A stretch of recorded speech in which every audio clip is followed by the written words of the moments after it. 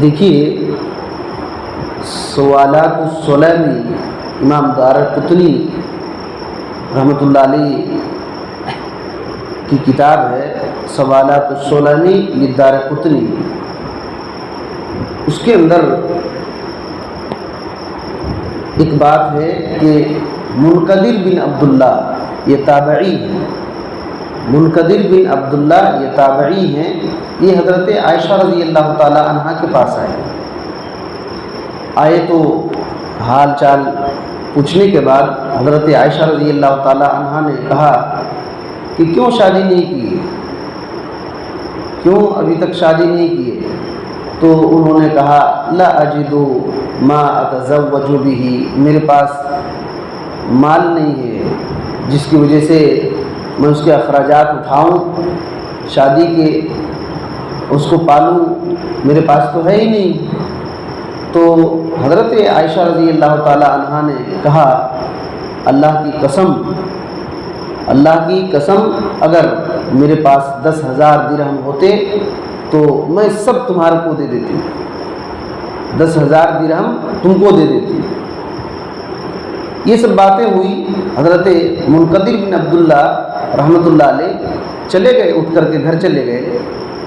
کچھ دیر میں کیا ہوتا ہے کہ کچھ دیر میں حضرت عائشہ رضی اللہ تعالی عنہا کے پاس 10,000 درہم آتے ہیں. کہاں سے؟ زیاد کے پاس سے، زیاد بن ابی سفیان کے پاس سے.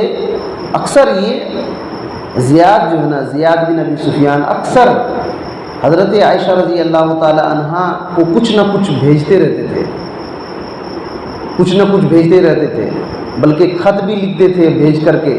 تو حضرت عائشہ رضی اللہ تعالی عنہا بھی خط لکھتی اور کہتی تھی کہ عائشہ کی طرف سے میرے بیٹے کے نام، ان کو بیٹا کہتے تھے زیاد بن ابی سفیان کو. تو انہوں نے 10,000 درہم حضرت عائشہ رضی اللہ تعالی عنہا کے پاس بھیجا. حضرت عائشہ رضی اللہ تعالی عنہا نے فوراً منقدر بن عبداللہ کو بلوایا اور کہا کہ یہ لو، یہ لے لو، پورا لے لو. تو انہوں نے کہا کہ میرا کچھ ہی سے کام چل جائے گا، اتنا میں نہیں لوں گا. تو کہا کہ نہیں، یہ سب تمہارا ہے، جاؤ لے لو. یہ لے کے چلے گئے منقدر بن عبداللہ. جا کر کے کیا کیے، اس میں سے کچھ مال سے ایک لونڈی خریدے. اصل بات یہی تھی کہ جوان ہو گئے ہو، ابھی تک تم جوانی کو کیسے گزارو گے، تو تمہارا جیون ساتھی ہونا چاہیے. تو انہوں نے کیا کیا، ایک لونڈی خرید لیا. لونڈی خرید لیا اور اللہ تعالیٰ نے اسی لونڈی سے ان کے 3 عظیم بیٹے دیے.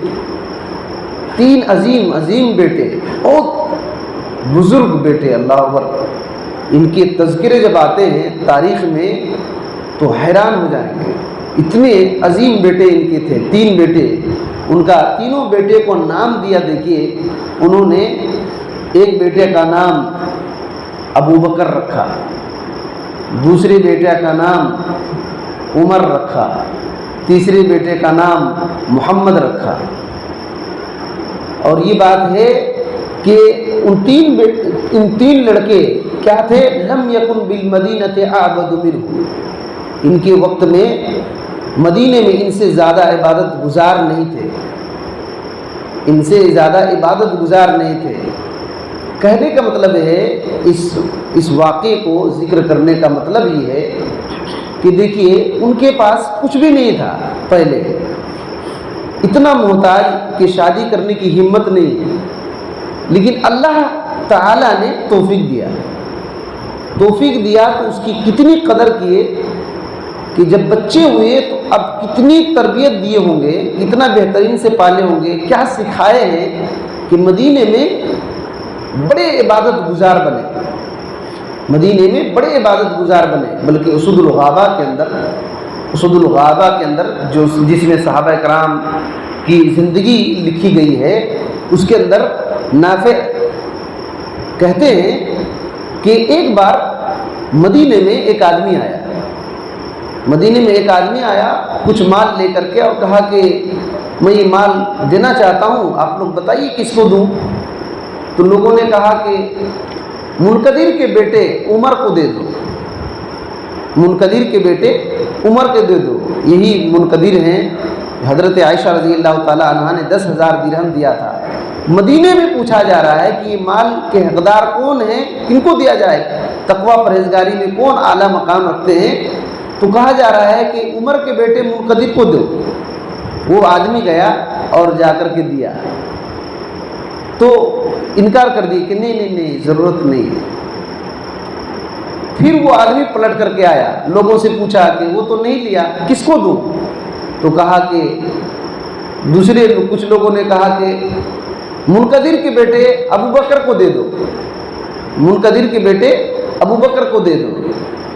یہ گئے دیے تو کہے کہ نہیں ضرورت نہیں ہے۔ پھر دوسرے لوگوں سے پوچھنے لگے کہ کس کو دو بھائی، وہ تو نہیں لیے۔ تو کہیں کہ لوگوں نے کہا کہ منقدر کے بیٹے محمد کو دے دو۔ اللہ اکبر، سوچئے تینوں بچوں کا نام دیا۔ اب ڈھونڈا جا رہا ہے کہ کون مستحق ہے، کون اچھا آدمی ہے، اس کو دے دے۔ تو منقدر رحمۃ اللہ علیہ کے بیٹے عمر کو وہ نہیں لے رہے ہیں، تو انہی کے بچے کا نام آ رہا ہے کہ ابو بکر کو دے دو۔ پھر وہ نہیں لے رہے ہیں، پھر انہی کے بچوں کا نام آ رہا ہے محمد۔ یہ تین بیٹوں کا نام، اتنا تقویٰ۔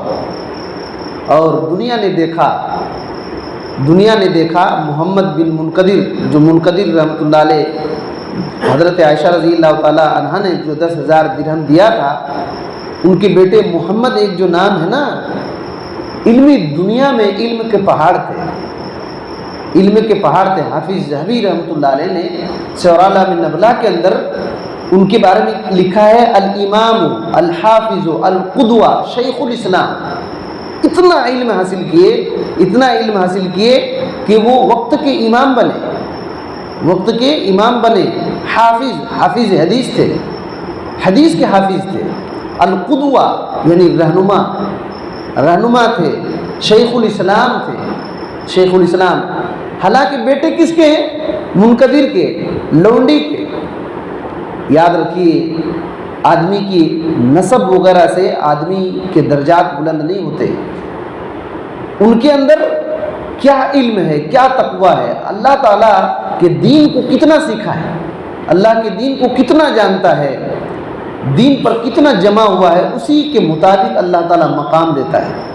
اب سوچئے کہ یہ لونڈی سے پیدا ہوئے، عظیم ہستی بنے اور امام بنے، بلکہ قاری بھی تھے، بہت بڑے قاری تھے۔ لوگ ان کے پاس جا کر کے قرآن مجید تلاوت سنتے، اور ان کی یہ اتنی یہ تھی، پرہیزگاری تھی اور تقویٰ اور اللہ کا خوف اتنا تھا کہ جب بھی حدیث سنتے یا پڑھتے تو آنکھوں سے آنسو جاری ہو جاتے ہیں، محمد بن منقدر رحمۃ اللہ علیہ کے۔ بلکہ یہ جو آخری وقت میں موت کے قریب، آخری وقت میں یہ رونے لگے، تو لوگوں نے پوچھا کہ آپ کی رونے کی وجہ کیا ہے؟ کہنے لگے ایک آیت مجھ کو یاد آ رہی ہے، سورہ زمر میں ایک آیت ہے، اس آیت میں کیا ہے؟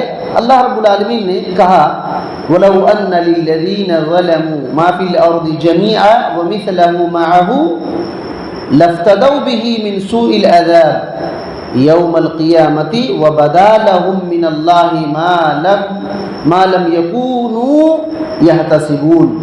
اس میں جو ہے، اس آیت کریمہ میں یہ ہے کہ اگر ظلم کرنے والے کے پاس سب کچھ، جو کچھ زمین پر ہے، سب کچھ اس کا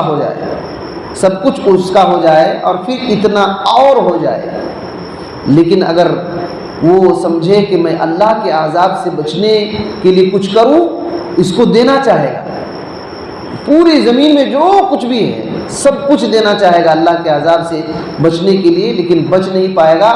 اور اسی آیت میں ہے وَبَدَا لَهُم مِّنَ اللَّهِ، اللہ کے سامنے، اللہ کی طرف سے قیامت کے دن اس کے بارے میں سب کچھ ظاہر ہو جائے گا، جو یہ کبھی گمان تک نہیں کیا تھا کہ یہ میرے راز بھی جانے جائیں گے کیا۔ میرے اس مسئلے کو بھی معلوم ہوگا کیا کسی کو؟ تو قیامت کے دن اللہ رب العالمین کی طرف سے ان کی ساری باتیں کھل جائیں گی۔ یہی بات یاد کر کے بہت رویا کرتے تھے حضرت محمد بن منقدر رحمۃ اللہ علیہ، بہت بڑے محدث، فقیہ، قاری، امام تھے، لیکن تھے یہ لونڈی کے بیٹے تھے، لیکن ان کے والد محترم نے اتنی زبردست تربیت کیا، علم سکھایا، دین سکھایا کہ وقت نے ان کو جانا، اور تاریخ میں ان کا نام ابھی درج ہے، اور کئی صحابہ کرام سے انہوں نے علم حاصل کیا تھا، اور ان کے شاگرد بھی بہت عظیم شاگرد تھے، بلکہ انہوں نے ابو ہریرہ رضی اللہ تعالیٰ عنہ سے، حضرت عائشہ رضی اللہ تعالیٰ عنہا سے، جابر رضی اللہ تعالیٰ عنہ سے، ابن عباس رضی اللہ تعالیٰ عنہ سے، ابن الزبیر رضی اللہ تعالیٰ عنہ سے، عبداللہ بن زبیر رضی اللہ تعالیٰ عنہ سے، اسی طریقے سے انس بن مالک، ایسے عظیم ہستی سے علم حاصل کیا تھا، ایسے عظیم ہستی سے علم حاصل کیا۔ ان کے شاگرد بھی سفیان الثوری،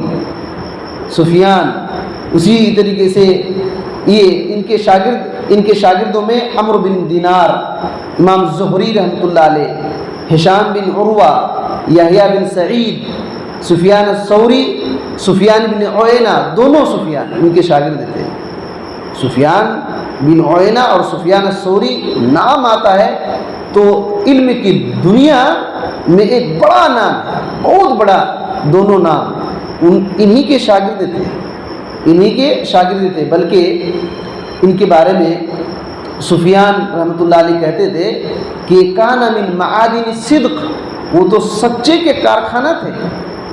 محمد بن منقدر سچائی کے اتنے بڑے آدمی تھے، کہتے ہیں کہ نیک لوگ ان کے پاس جمع ہو جاتے، یجتمع الیہ الصالحون، نیک لوگ ان کے پاس جمع ہو جاتے تھے، اور پھر جب یہ نصیحت کرتے تھے، رسول اللہ صلی اللہ علیہ وسلم کی حدیث سناتے تھے، تو لوگ بالکل اکٹھا ہو جاتے تھے، ان کے پاس ارد گرد جمع ہو جاتے تھے۔ یہ سب باتوں کا خلاصہ یہ ہے کہ ہمارے اسلاف نکاح کرتے تھے، نکاح کر کے جب بچے پیدا ہو جاتے تھے، ان بچوں کو اللہ تعالیٰ کی نعمت سمجھ کر کے ان کو دین سکھاتے تھے، کچھ ہو نہ ہو ان کے پاس، کچھ ہو نہ ہو، لیکن دین دیتے تھے، دین اسلام کی سچی تعلیم ان کو دیتے تھے، اور اللہ تعالیٰ ان کو اسی کے ذریعے سے بلندی دیتا تھا، اسی وجہ سے بلندی دیتا تھا، اور دنیا کو بہت کچھ دیے ان لوگوں نے۔ تو اسی وجہ سے ہم کو بھی چاہیے کہ ہمارے اسلاف کے راستوں کو اپنائیں، خود ہم اللہ کے دین سے جڑے رہیں، تعلیم سیکھتے رہیں، اور اپنے بچوں کو سب سے بڑا قیمتی تحفہ ان کو دین سکھانا ہے، اگر کوئی ایک پورا شہر خرید کے دے دے اور اس کو توحید نہیں سکھایا، دین نہیں سکھایا، تو کچھ نہیں کیا اپنے بچوں کے لیے کچھ نہیں کیا، اصل میں کیا ہی نہیں کچھ، یہ بات ہے۔ اور ایک آخری بات میں بتانا چاہوں گا،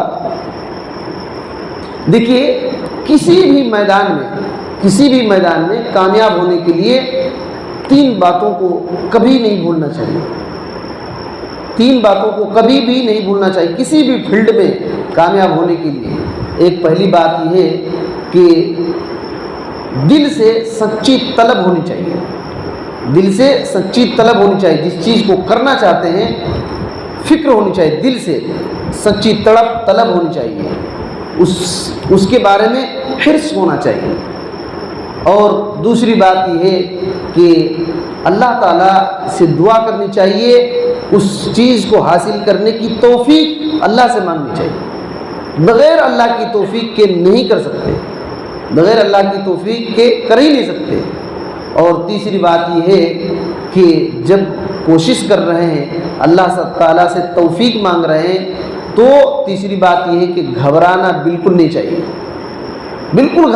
چاہیے، بلکہ جم کر کے محنت کرنا چاہیے، حوصلہ رکھنا چاہیے، انشاءاللہ وہ پورا ہوگا۔